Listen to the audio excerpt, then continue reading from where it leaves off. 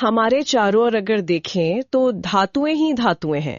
गहनों में, बर्तनों में, अरे बड़ी बड़ी मशीनों में, इमारतों में, यहाँ तक कि हमारे फोन में भी।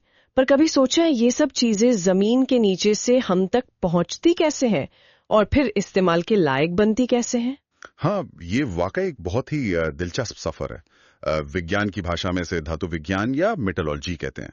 और ये सिर्फ मतलब कोई फैक्ट्री की प्रक्रिया नहीं है, ये तो केमिस्ट्री और इंजीनियरिंग का एक कमाल का संगम है। और आज हम इसी सफर पर गहराई से बात करने वाले हैं, खास तौर पर महाराष्ट्र एसएससी बोर्ड के विज्ञान 1 के अध्याय 8 धातु विज्ञान को ध्यान में रखते हुए। कोशिश रहेगी कि इस अध्याय के वो खास पहलू समझें जो परीक्षा के लिहाज से आप जानते हैं बहुत जरूरी हैं। बिल्कुल, हम ये जानेंगे कि भाई धातु और अधातु में क्या फर्क है, वो केमिकली कैसे रिएक्ट करते हैं, कैसे अयस्कों के ढेर से मतलब वो कच्ची धातु से शुद्ध धातु निकाली जाती है, और हाँ, कैसे इन कीमती धातुओं को खराब होने जैसे जंग लगने से बचाया जाता है। पूरी कोशिश रहेगी कि सब कुछ एकदम आसान भाषा में समझ आया। तो तैयार हो जाइए, हम शुरू करेंगे धातु और अधातु के एकदम बेसिक गुणों से, उनके फिजिकल प्रॉपर्टीज से, फिर उनकी रासायनिक अभिक्रियाओं और आयनी यौगिकों को समझेंगे। हाँ, और उसके बाद फिर हम आएंगे असली प्रक्रिया पर, धातु कर्म, यानी अयस्क से धातु निकालने का पूरा प्रोसेस, स्टेप बाय स्टेप। और आखिर में बात करेंगे संक्षारण यानी कोरोजन की, जंग लगने की समस्या और उसके क्या समाधान है। तो चलिए शुरू करते हैं इनके बाहरी रूप रंग से, मतलब भौतिक गुणों से। धातुएं, पहली चीज जो दिमाग में आती है, ज्यादातर ठोस होती हैं, चमकदार होती हैं और मजबूत दिखती हैं। आप सोचिए लोहा, सोना, तांबा, इनमें एक खास चमक होती है जिसे धात्विक चमक कहते हैं। पर इसमें कुछ अपवाद भी तो हैं। हाँ बिल्कुल है, जैसे पारा, मरकरी और गैलियम, ये कमरे के तापमान पर भी तरल होते हैं। ये अपवाद याद रखने वाले हैं, अक्सर पूछ लिए जाते हैं।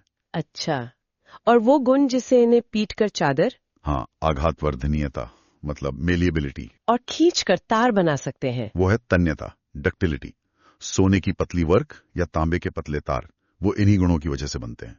सोना तो सबसे ज्यादा तन्य होता है। और ये गर्मी और बिजली के अच्छे सुचालक होते हैं। हाँ, इसीलिए तो खाना पकाने के बर्तन या बिजली के तार वो सब धातुओं से ही बनते ना। सही, और ये कठोर भी होती हैं। हाँ, आमतौर पर कठोर होती हैं, पर यहां भी अपवाद है।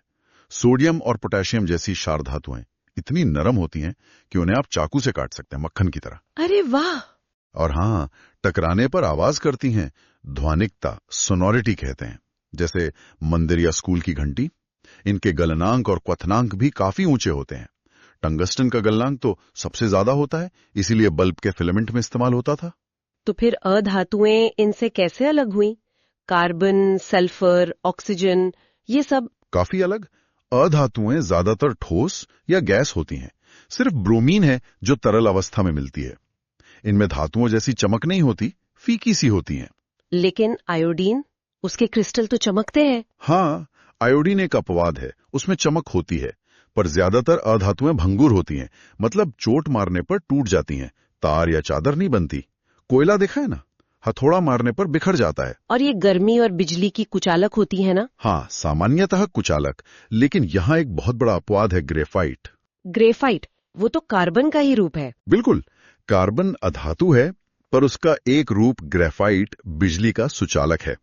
पेंसिल की लीड में होता है, बैटरी में इलेक्ट्रोड बनाने में काम आता है। ये बहुत जरूरी अपवाद है। ठीक है। अधातुओं के गलनांक, क्वथनांक भी आमतौर पर कम होते हैं। पर फिर एक और अपवाद है, हीरा, वो भी कार्बन का ही रूप है, पर दुनिया का सबसे कठोर प्राकृतिक पदार्थ है। तो एसएससी परीक्षा के लिए इन भौतिक गुणों का अंतर अपवादों के साथ समझना बहुत जरूरी है। ये तो हुई बाहर की बात, फिजिकल प्रॉपर्टीज। लेकिन असली मजा तो तब है जब ये दूसरे तत्वों से मिलते हैं, मतलब इनके रासायनिक गुण। धातुएं रासायनिक रूप से कैसे बर्ताव करती हैं? देखिए, धातुओं का स्वभाव थोड़ा दानी किस्म का होता है। वो आसानी से अपने सबसे बाहरी शेल के इलेक्ट्रॉन त्याग कर, मतलब डोनेट करके, धनावेशित आयन, कैटायंस बनाती हैं। इसीलिए इन्हें विद्युत धनात्मक इलेक्ट्रोपॉजिटिव तत्व कहते हैं। अच्छा, तो जैसे ऑक्सीजन से मिलने पर क्या होता है? ये धातु ऑक्साइड बनाती हैं। जैसे मैग्नीशियम रिबन को हवा में जलाएं तो मैग्नीशियम ऑक्साइड MgO की सफेद राख बनती है। सोडियम पोटेशियम तो इतने ज्यादा रिएक्टिव हैं कि हवा में रखते ही आग पकड़ लेते हैं, इसीलिए उन्हें केरोसिन में डुबोकर रखते हैं। केरोसिन में? अच्छा, और पानी के साथ इनका क्या रिश्ता है? ये उनकी क्रियाशीलता पर निर्भर करता है। सोडियम पोटेशियम जैसी धातुएं तो ठंडे पानी में भी धमाके के साथ रिएक्ट करती हैं और हाइड्रोजन गैस बनाती हैं बहुत तेजी से। और मैग्नीशियम? मैग्नीशियम ठंडे पानी से धीरे धीरे पर गर्म पानी से तेजी से रिएक्ट करता है। लेकिन लोहा, एल्यूमिनियम, जिंक ये तो पानी की टंकियों में, पाइपों में इस्तेमाल होते हैं। हाँ, सही कहा। ये ना ठंडे पानी से रिएक्ट करते हैं ना गर्म पानी से। ये भाप यानी स्टीम के साथ रिएक्ट करके अपने ऑक्साइड्स और हाइड्रोजन बनाते हैं। अच्छा, भाप के साथ? हाँ, और सोना, चांदी, तांबा जैसी कम क्रियाशील धातुएं तो पानी से बिल्कुल रिएक्ट नहीं करती। तो ये पैटर्न हमें धातुओं की सक्रियता का एक अंदाजा देता है। और अम्लों के साथ अभिक्रिया, ये तो स्कूल में करके भी देखा है। धातु प्लस अम्ल से लवण और हाइड्रोजन गैस बनती है। बिल्कुल। ज्यादातर धातुएं तनु हाइड्रोक्लोरिक एसिड या सल्फ्यूरिक एसिड H2SO4 से रिएक्ट करके हाइड्रोजन गैस के बुलबुले निकालती हैं। जैसे जिंक या लोहे के टुकड़े एसिड में डालो तो फटाफट बुलबुले निकलते हैं। हाँ। और कौन सी धातु कितनी तेजी से रिएक्ट कर रही है, इससे उनकी अभिक्रियाशीलता का क्रम भी पता चलता है। जैसे मैग्नीशियम सबसे तेज, फिर एल्यूमिनियम, फिर जिंक, फिर लोहा, Mg, Al, Zn, Fe। लेकिन मैंने सुना है नाइट्रिक एसिड HNO3 के साथ कुछ अलग होता है, वो हाइड्रोजन गैस नहीं बनाता। हाँ, आपने सही सुना। नाइट्रिक एसिड एक बहुत शक्तिशाली ऑक्सीकारक है। वो धातुओं से रिएक्ट करके हाइड्रोजन गैस बनाने की बजाय उसे ऑक्सीडाइज करके पानी बना देता है और खुद नाइट्रोजन के अलग अलग ऑक्साइड जैसे N2O, NO, NO2 में बदल जाता है। अच्छा। और एक बहुत खास चीज है एक्वा रेजिया, नाम सुना है? एक्वा रेजिया मतलब रॉयल वाटर। अरे वाह, नाम ही दमदार है। ये क्या बला है? हाँ, ये है सांद्र HCl और सांद्र HNO3 का 3.1 अनुपात में बना ताजा मिश्रण। ताजा होना जरूरी है। अच्छा। ये इतना ज्यादा शक्तिशाली होता है कि सोना और प्लैटिनम जैसी उत्कृष्ट या नोबल धातुएं जो अकेले किसी भी एसिड में नहीं घुलती, उन्हें भी घोल सकता है। सोने को भी? कमाल है। ये तो एग्जाम के लिए पक्का इंपॉर्टेंट होगा। हाँ, ये SSC के नजरिए से एक हॉट टॉपिक है, एक्वारेजिया। ठीक है। धातुओं की एक और रिएक्शन है विस्थापन अभिक्रिया, डिस्प्लेसमेंट रिएक्शन, जब ज्यादा ताकतवर धातु कमजोर धातु को उसके सॉल्यूशन से हटा देती है। एकदम सही। जैसे अगर लोहे की कील को कॉपर सल्फेट के नीले घोल में डालें तो लोहा जो है वो कॉपर से ज्यादा क्रियाशील है, तो वो कॉपर को उसके घोल से हटाकर खुद आयरन सल्फेट बना लेता है, FeSO4, और बेचारा कॉपर कील पर जमा हो जाता है। और घोल का नीला रंग? वो फीका पड़ जाता है क्योंकि नीला रंग कॉपर सल्फेट का था, अब वो आयरन सल्फेट बन गया जो हल्का हरा सा होता है। Fe plus CuSO4 is equal to FeSO4 plus Cu। ये क्लासिक रिएक्शन है। तो इसी तरह के प्रयोगों से वो पूरी लिस्ट बनी है धातुओं की अभिक्रियाशीलता श्रेणी, रिएक्टिविटी सीरीज, जिसमें पोटेशियम, सोडियम सबसे ऊपर और सोना, प्लैटिनम सबसे नीचे। बिल्कुल, ये श्रेणी विस्थापन प्रयोगों पर ही आधारित है।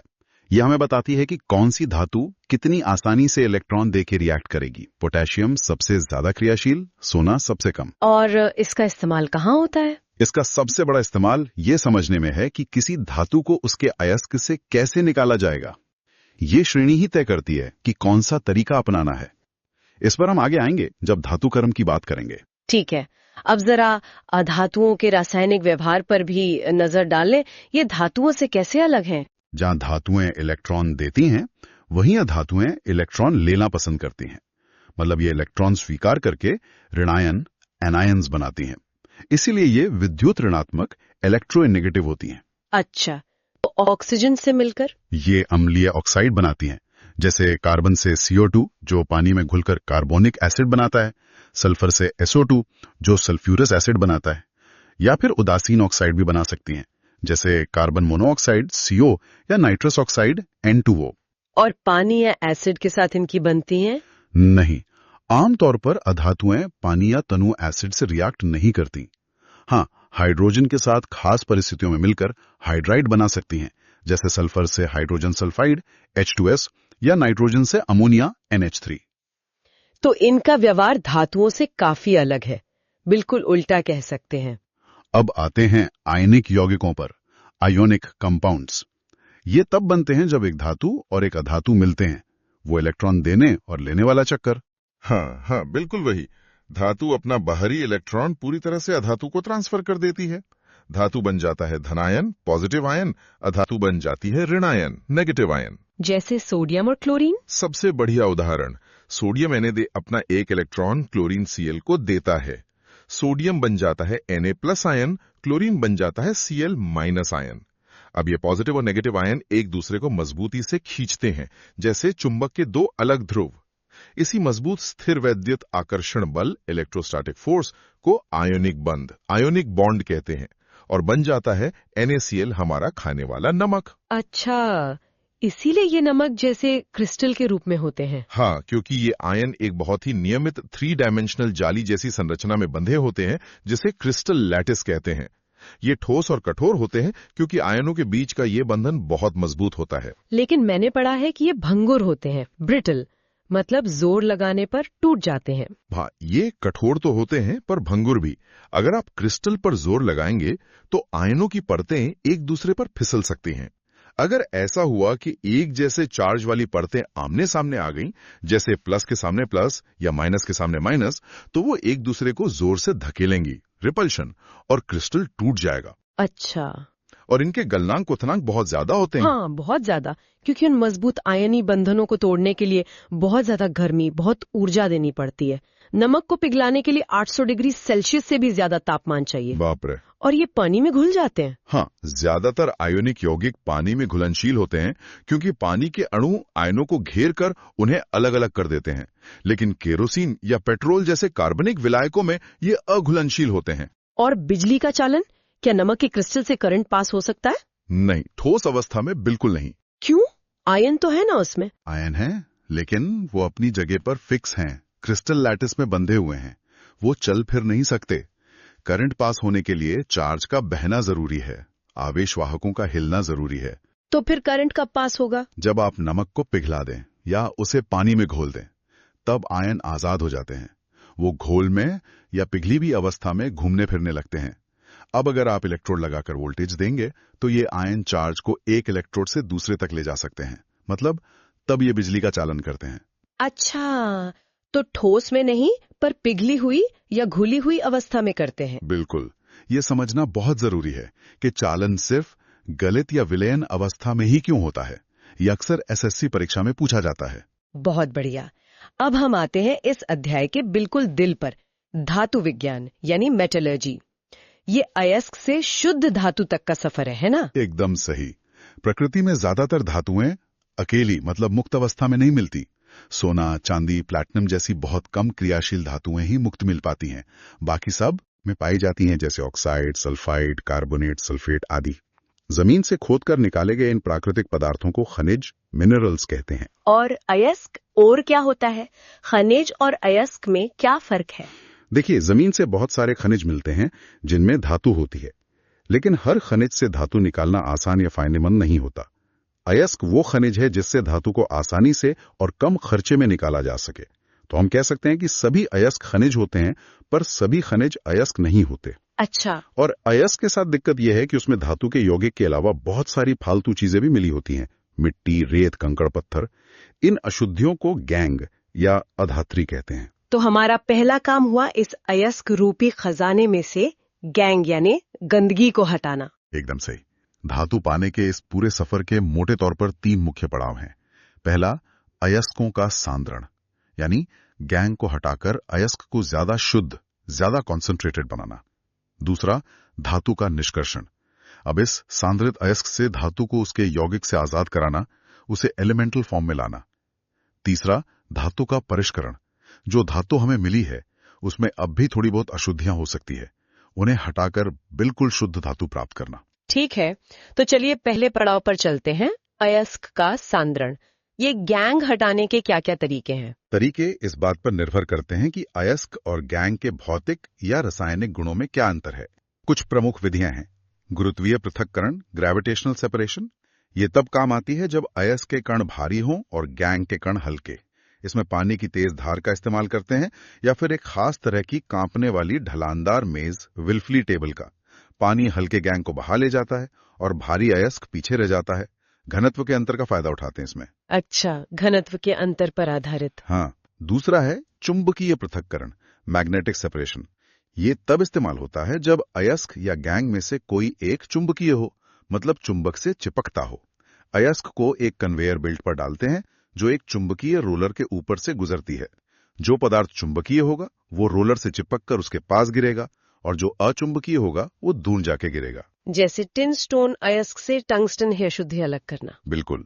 टिन स्टोन कैसेटेराइट अचुंबकीय है और वुल्फ्रेमाइट टंगस्टन की अशुद्धि चुंबकीय, तो ये अलग हो जाते हैं। ठीक है।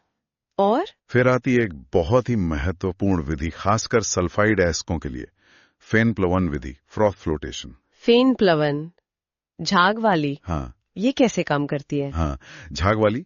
इसका सिद्धांत बड़ा मजेदार है। ये इस बात पर आधारित है कि सल्फाइड अयस्क के कण तेल जैसे चीड़ का तेल, पाइन ऑयल से भीगना पसंद करते हैं, जल विरोधी, जबकि गैंग के कण पानी से भीगना पसंद करते हैं, जल स्नेही। अच्छा, अयस्क को तेल पसंद है, गैंग को पानी। हाँ, तो पिसे हुए अयस्क को पानी और थोड़े से चीड़ के तेल के साथ एक टैंक में मिलाते हैं, फिर उसमें तेजी से हवा के बुलबुले प्रवाहित करते हैं। हवा के बुलबुले तेल से लिपटे हुए हल्के अयस्क कणों से चिपक जाते हैं और उन्हें झाग के रूप में सतह पर ले आते हैं। जैसे स्विमिंग पूल में फ्लोट लेकर ऊपर आ जाते हैं। और एक और विधि है, निक्षालन, लीचिंग। हाँ, निक्षालन, लीचिंग, ये एक रासायनिक विधि है। इसमें अयस्क को किसी ऐसे केमिकल घोल, विलायक में घोला जाता है जिसमें सिर्फ अयस्क ही घुले, गैंग की अशुद्धियां न घुलें। अच्छा, घोल कर अलग कर लेना। हाँ, इसका सबसे अच्छा उदाहरण है एल्यूमिनियम के अयस्क बॉक्साइट Al2O3, जिसमें आयरन ऑक्साइड, सिलिका वगैरह की अशुद्धियां होती हैं, कास्ट सांद्रण। बेयर की विधि में बॉक्साइट को गर्म सोडियम हाइड्रोक्साइड NaOH के घोल में घोला जाता है। एल्यूमिना Al2O3 घुलनशील सोडियम एल्यूमिनेट बना लेता है, जबकि आयरन ऑक्साइड और सिलिका जैसी अशुद्धियां नहीं होती, उन्हें छानकर अलग कर देते हैं। फिर उस घोल से शुद्ध एल्यूमिना कैसे निकालते हैं? पर उस घोल को ठंडा करके उसमें पानी मिलाते हैं या CO2 गैस पास करते हैं, जिससे शुद्ध एल्यूमिनियम हाइड्रोक्साइड AlOH ब्रैकेट में 3 का अवशेप प्रेसिपिटेट मिल जाता है। इसे छानकर, धोकर और फिर तेज गर्म करके शुद्ध एल्यूमिना Al2O3 प्राप्त कर लेते हैं। हॉल की विधि भी ऐसी है, उसमें सोडियम कार्बोनेट का इस्तेमाल होता है। ये अभिक्रियाएं थोड़ी ध्यान देने वाली हैं। तो अब हमारे पास सांद्रित अयस्क आ गया, गंदगी हट गई। अगला पड़ाव धातु का निष्कर्षण। अब धातु को उसके कंपाउंड से कैसे छुड़ाएं? हाँ, अब असली चुनौती है धातु को उसके ऑक्साइड, सल्फाइड या कार्बोनेट से अलग करके शुद्ध धातु के रूप में पाना। और यहाँ हमारी वो अभिक्रियाशीलता श्रेणी फिर से काम आती है। अच्छा, वो कैसे? देखिए, धातु जितनी ज्यादा क्रियाशील होगी, श्रेणी में जितनी ऊपर होगी, उसका अपने यौगिक के साथ बंधन उतना ही मजबूत होगा, उसे तोड़ना उतना ही मुश्किल होगा।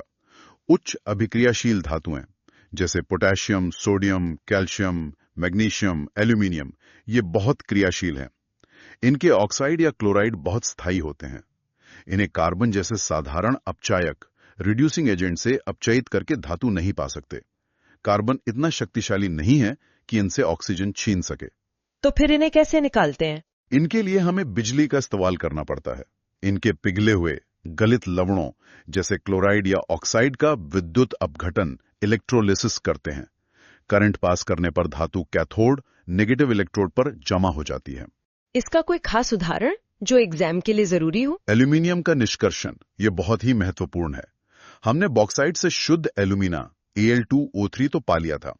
अब इस एल्यूमिना का विद्युत अपघटन करना है, लेकिन एक दिक्कत है। क्या दिक्कत? एल्यूमिना का गलनांक बहुत ज्यादा होता है, करीब 2050 डिग्री सेल्सियस। इतने ज्यादा तापमान पर इलेक्ट्रोलिसिस करना बहुत खर्चीला और मुश्किल है। तो क्या करते हैं? इसका गलनांक कम करने के लिए इसमें क्रायोलाइट Na3AlF6 और फ्लूओस्पार CaF2 मिलाते हैं। ये मिश्रण करीब 950 डिग्री सेल्सियस पर पिघल जाता है और बिजली का अच्छा सुचालक भी बन जाता है। अच्छा, फिर इस पिघले हुए मिश्रण को एक स्टील के टैंक में लेते हैं, जिसमें अंदर कार्बन की परत लगी होती है जो कैथोड का काम करती है, और ग्रेफाइट की मोटी छड़ें एनोड पॉजिटिव इलेक्ट्रोड के रूप में मिश्रण में डुबो देते हैं। और फिर करंट पास करते हैं? हाँ, कैथोड नेगेटिव पर एल्यूमिनियम आयन Al3+ इलेक्ट्रॉन लेकर पिघली हुई एल्यूमिनियम धातु Al बनाते हैं। ये भारी होने के कारण टैंक के नीचे जमा हो जाती है, जहां से इसे समय समय पर निकाल लेते हैं। Al3+ melt plus 3E- Al वोल। और एनोड पर क्या होता है? एनोड पर ऑक्साइड आयन O2- इलेक्ट्रॉन खोकर ऑक्सीजन गैस O2 बनाते हैं। 2OH- मेल्ट्स होके, O2G प्लस 4 इलेक्ट्रॉन। लेकिन ये ऑक्सीजन गैस इतने ज्यादा तापमान पर एनोड के ग्रेफाइट कार्बन से ही रिएक्ट कर लेती है और कार्बन डाइऑक्साइड या कार्बन मोनोऑक्साइड बनाती है। मतलब एनोड खुद ही जलने लगता है। हाँ, इसीलिए एनोड धीरे धीरे खर्च होते जाते हैं और उन्हें समय समय पर बदलना पड़ता है। ये एनोड और कैथोड की रिएक्शंस, क्रायोलाइट का रोल, ये सब परीक्षा के लिए बहुत महत्वपूर्ण बिंदु हैं। ठीक है, ये तो हुए ज्यादा क्रियाशील धातुएं। अब जो बीच वाली हैं, मध्यम क्रियाशील, जैसे जिंक, आयरन, लेड, कॉपर, उन्हें कैसे निकालते हैं? ये धातुएं प्रकृति में ज्यादातर सल्फाइड या कार्बोनेट अयस्कों के रूप में मिलती हैं। इन्हें सीधे अपचयित करना मुश्किल होता है, तो पहला कदम होता है इन्हें इनके ऑक्साइड में बदलना। ऑक्साइड का अपचयन करना ज्यादा आसान है। ऑक्साइड में कैसे बदलते हैं? 2 मुख्य प्रक्रियाएं हैं। भर्जन, रोस्टिंग, ये सल्फाइड अयस्कों के लिए है। इसमें अयस्क को हवा की अधिकता में उसके गलनांक से कम तापमान पर गर्म करते हैं। इससे सल्फाइड ऑक्साइड में बदल जाता है और सल्फर डाइऑक्साइड गैस निकलती है, जैसे 2ZnS plus 3O2, 2ZnO plus 2SO2। निस्तापन, कैल्सिनेशन, ये कार्बोनेट अयस्कों के लिए है। इसमें अयस्क को हवा की अनुपस्थिति में या बहुत सीमित हवा में गर्म करते हैं। इससे कार्बोनेट टूटकर ऑक्साइड बन जाता है और कार्बन डाइऑक्साइड गैस निकलती है, जैसे ZnCO3, 2ZnO प्लस CO2। तो भर्जन हवा के साथ, निस्तापन हवा के बिना या कम हवा में। ठीक है, अब ऑक्साइड मिल गया, आगे क्या? अब इस धातु ऑक्साइड का अपचयन करते हैं, मतलब इससे ऑक्सीजन हटाते हैं। इसके लिए किसी उपयुक्त अपचायक, रिड्यूसिंग एजेंट का इस्तेमाल करते हैं। सबसे आम अपचायक है कार्बन, कोक के रूप में। कार्बन से? हाँ, धातु ऑक्साइड को कार्बन के साथ मिलाकर तेज गर्म करते हैं। कार्बन ऑक्सीजन को छीन लेता है और धातु हमें मिल जाती है, जैसे ZnO प्लस C देता है Zn plus CO। Iron oxide Fe2O3 को भी ब्लास्ट फर्नेस में कोक के साथ गर्म करके आयरन निकालते हैं। और कोई अपचायक? हाँ, कभी कभी ज्यादा क्रियाशील धातुएं भी अपचायक का काम कर सकती हैं, जैसे एल्यूमिनियम। यहां थर्माइट अभिक्रिया का जिक्र करना बहुत जरूरी है। थर्माइट, ये क्या है? इसमें आयरन ऑक्साइड, Fe2O3 और एल्यूमिनियम पाउडर के मिश्रण, जिसे थर्माइट कहते हैं, को गर्म करते हैं। एल्यूमिनियम आयरन ऑक्साइड से ऑक्सीजन छीन लेता है और इस रिएक्शन में इतनी ज्यादा ऊष्मा निकलती है कि लोहा पिघली हुई अवस्था में मिलता है। Fe2O3 प्लस 2Al देता है 2Fe, liquid plus Al2O3 plus बहुत सारी ऊष्मा। बाप रे, पिघला हुआ लोहा, इसका क्या करते हैं? इस अभिक्रिया का इस्तेमाल टूटी हुई रेल की पटरियों या मशीनों के पुर्जों को जोड़ने, वेल्डिंग में किया जाता है। ये बहुत उपयोगी रिएक्शन है। अच्छा, ये भी जरूरी लग रहा है एग्जाम के लिए। हाँ, थर्माइट रिएक्शन और उसका उपयोग अक्सर पूछा जाता है। ठीक है, अब बची सबसे कम क्रियाशील धातुएं, जैसे सोना, चांदी, पारा, कॉपर, जो श्रेणी में सबसे नीचे हैं। उन्हें पाना सबसे आसान है। या तो वो मुक्त अवस्था में ही मिल जाती हैं, जैसे सोना, या फिर उनके यौगिक इतने अस्थिर होते हैं कि बस गर्म करने भर से ही धातु मिल जाती है। गर्म करने से ही? हाँ, जैसे पारे का मुख्य अयस्क है सिनेबार, HGS, मर्क्यूरिक सल्फाइड। इसे बस हवा में गर्म कर दो तो पहले ये मर्क्यूरिक ऑक्साइड HgO बनता है और थोड़ा और गर्म करने पर वो टूटकर पारा और ऑक्सीजन दे देता है। किसी अपचायक की जरूरत ही नहीं पड़ती। और कॉपर? कॉपर भी कम क्रियाशील है। ये अपने सल्फाइड अयस्क Cu2S से मुख्यतः स्व अपचयन, ऑटो रिडक्शन द्वारा प्राप्त किया जाता है। मतलब अयस्क को हवा में गर्म करते हैं तो कुछ हिस्सा ऑक्साइड Cu2O में बदलता है।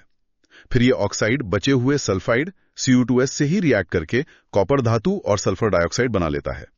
2Cu2O plus Cu2S is equal to 6U plus SO2। अच्छा, खुद ही खुद को रिड्यूस कर लिया। हाँ, एक तरह से। तो अब हमें धातु मिल गई, जिंक, आयरन, एल्यूमिनियम, कॉपर। क्या ये बिल्कुल शुद्ध है, इस्तेमाल के लिए तैयार? नहीं, अभी भी इसमें कुछ न कुछ अशुद्धियां मिली होती हैं, जैसे कार्बन, दूसरी धातुएं आदि। इन अशुद्धियों को हटाने के लिए हमें आखिरी पड़ाव पर जाना पड़ता है, धातु का परिष्करण, रिफाइनिंग ऑफ मेटल्स। अच्छा, फाइनल टच। इसके क्या तरीके हैं? कई तरीके हैं, लेकिन सबसे आम और महत्वपूर्ण तरीका है विद्युत अपघटनी परिष्करण, इलेक्ट्रोलाइटिक रिफाइनिंग। ये कॉपर, जिंक, टिन, निकिल, चांदी, सोना जैसी कई धातुओं को शुद्ध करने के लिए इस्तेमाल होता है। ये इलेक्ट्रोलिसिस जैसा ही है? हाँ, सिद्धांत वैसा ही है। इसमें हम क्या करते हैं, एक, जिस धातु को शुद्ध करना है उसी की अशुद्ध धातु का एक मोटा ब्लॉक या छड़ बनाते हैं और उसे एनोड, पॉजिटिव इलेक्ट्रोड बनाते हैं। 2, उसी धातु की एक बहुत पतली शुद्ध पत्ती या तार लेते हैं और उसे कैथोड, नेगेटिव इलेक्ट्रोड बनाते हैं। 3, और इलेक्ट्रोलाइट के रूप में उसी धातु का कोई घुलनशील लवण, जैसे कॉपर के लिए कॉपर सल्फेट का घोल लेते हैं। फिर करंट पास करते हैं? बिल्कुल। जब करंट पास करते हैं तो एनोड, जो अशुद्ध धातु का है, से शुद्ध धातु आयनों के रूप में घुलकर इलेक्ट्रोलाइट में आ जाती है और इलेक्ट्रोलाइट में से उतने ही शुद्ध धातु के आयन कैथोड, जो शुद्ध धातु का है, पर जाकर जमा हो जाते हैं, जिससे कैथोड मोटा होता जाता है। और अशुद्धियों का क्या होता है? जो घुलनशील अशुद्धियां होती हैं वो तो घोल में ही रह जाती हैं, और जो अघुलनशील अशुद्धियां होती हैं, जैसे सोना, चांदी, प्लैटिनम, अगर कॉपर का शोधन कर रहे हो, वो एनोड की नीचे पेंदी में जमा हो जाती हैं। इस कीचड़ जैसी चीज को एनोड पंख, एनोड मड कहते हैं। एनोड पंख? हाँ। इसमें सोना चांदी भी हो सकता है? हाँ, कभी कभी ये एनोड पंख बहुत कीमती होता है क्योंकि इसमें सोना चांदी जैसी महंगी धातुएं रिकवर हो सकती हैं। तो ये विधि न सिर्फ धातु को शुद्ध करती है बल्कि कीमती उप उत्पाद भी दे सकती है। वाह! तो ये है अयस्क से लेकर बिल्कुल शुद्ध धातु तक का पूरा रोमांचक सफर। लेकिन कहानी यहां खत्म नहीं होती।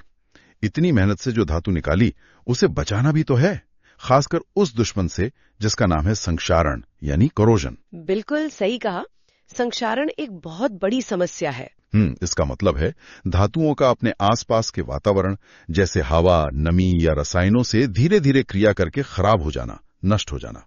सबसे आम और जाना माना उदाहरण है लोहे में जंग लगना। हाँ, वो लाल भूरी परत जो लोहे पर जम जाती है, खासकर नमी वाली हवा में। वो Fe2O3.X होता है ना, हाइड्रेटेड आयरन फ्री ऑक्साइड। बिल्कुल। और ये परत ढीली और झरझरी होती है, लोहे को खाती जाती है, उसे कमजोर बनाती है।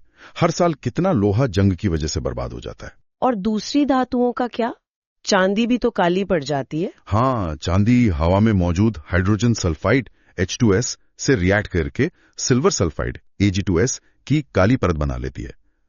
तांबे या कांसे के बर्तन देखे होंगे, उन पर हरे रंग की परत जम जाती है। हाँ, वो क्या होता है? वो बेसिक कॉपर कार्बोनेट CuCO3.CuOH2 होता है, जो हवा की कार्बन डाइऑक्साइड और नमी से क्रिया करने पर बनता है। न्यूयॉर्क की मशहूर स्टैच्यू ऑफ लिबर्टी जो तांबे की बनी है, उसका हरा रंग इसी वजह से है।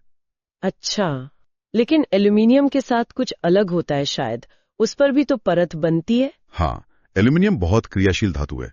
हवा के संपर्क में आते ही तुरंत ऑक्साइड Al2O3 की एक पतली पर बहुत मजबूत और चिपकी रहने वाली परत बना लेती है। मजे की बात यह है कि ये परत एल्यूमिनियम के लिए एक सुरक्षा कवच का काम करती है। ये उसे आगे और हवा पानी के संपर्क में आने से रोकती है और इस तरह उसे संक्षारण से बचाती है। अच्छा, तो एल्यूमिनियम का ऑक्साइड उसके लिए फायदेमंद है? एक तरह से हाँ। तो अब सबसे जरूरी सवाल, इस संक्षारण से, खासकर लोहे के जंग से कैसे बचा जाए? इसके उपाय क्या हैं? ये सवाल तो SSC परीक्षा में जरूर आता होगा। हाँ, संक्षारण की रोकथाम के उपाय बहुत महत्वपूर्ण हैं और उनके पीछे का सिद्धांत समझना भी जरूरी है। एक, सबसे आसान तरीका है बचाव की परत चढ़ाना। धातु की सतह पर पेंट, तेल, ग्रीस या वार्निश लगा देना। ये परत धातु को हवा और नमी के सीधे संपर्क में आने से रोकती है। दरवाजे, ग्रिल, गाड़ियां पेंट करते हैं ना हम। हाँ, वो तो करते हैं। 2, दूसरा तरीका है यशद लेपन, गैल्वेनाइजिंग। ये लोहे या स्टील को जंग से बचाने का बहुत कारगर तरीका है। इसमें लोहे की चीजों पर जिंक यानी यशद की पतली परत चढ़ा दी जाती है। जिंक की परत वो कैसे बचाती है? जिंक लोहे से ज्यादा क्रियाशील है, तो अगर परत कहीं से खुरच भी जाए और लोहा हवा नमी के संपर्क में आ भी जाए तो जिंक खुद पहले ऑक्सीडाइज होकर लोहे को बचा लेता है। जिंक अपना बलिदान दे देता है। इसे सैक्रिफिशियल प्रोटेक्शन कहते हैं। अरे वाह, जिंक शहीद हो जाता है लोहे के लिए। हाँ, कह सकते हैं। 3, कलई करना, टिनिंग। इसमें धातु पर टिन की परत चढ़ाई जाती है। ये अक्सर तांबे या पीतल के खाने के बर्तनों पर अंदर की तरफ की जाती है क्योंकि टिन कम विषैला होता है और खाने की चीजों से रिएक्ट नहीं करता। अच्छा। 4, विद्युत लेपन, इलेक्ट्रोप्लेटिंग। इसमें बिजली की मदद से एक धातु जैसे लोहा पर किसी दूसरी कम क्रियाशील और ज्यादा प्रतिरोधी धातु जैसे निकल, क्रोमियम, टिन, चांदी, सोना की पतली परत चढ़ाई जाती है। इससे चीज सुंदर भी दिखती है और सुरक्षित भी रहती है। साइकिल के हैंडल, बाथरूम की टोंटियां वगैरह पर क्रोम प्लेटिंग होती है ना। हाँ, चमकदार होती है वो। 5. एनोडीकरण। ये खासतौर पर एल्यूमिनियम और उसकी मिश्रधातुओं के लिए है। हमने बात की थी कि एल्यूमिनियम पर ऑक्साइड की सुरक्षा परत बनती है। एनोडीकरण में विद्युत अपघटन का इस्तेमाल करके इस ऑक्साइड परत को और भी मोटा और मजबूत बनाया जाता है। इससे संक्षारण प्रतिरोध बहुत बढ़ जाता है। इस परत को रंगा भी जा सकता है, जिससे रंगीन एल्यूमिनियम की चीजें बनती हैं। अच्छा, एल्यूमिनियम के कवच को और मजबूत बनाना। बिल्कुल। से और शायद सबसे महत्वपूर्ण और स्थायी तरीका है मिश्रातु बनाना, अलॉइंग। 2 या 2 से ज्यादा धातुओं या एक धातु और थोड़ी सी अधातु को पिघलाकर आपस में मिला दिया जाए तो जो समांगी मिश्रण बनता है उसे मिश्रातु या अलॉय कहते हैं। जैसे कि स्टेनलेस स्टील, वो लोहे में क्रोमियम, निकल और थोड़ा सा कार्बन मिलाने से बनता है ना। हाँ, और उसमें जंग नहीं लगता। एकदम सही। क्रोमियम ऑक्साइड की एक पतली, अदृश्य पर बहुत मजबूत परत बना लेता है जो स्टील को जंग से बचाती है। जी जी। इसी तरह पीतल, ब्रास, है तांबा और जिंक की मिश्रातु।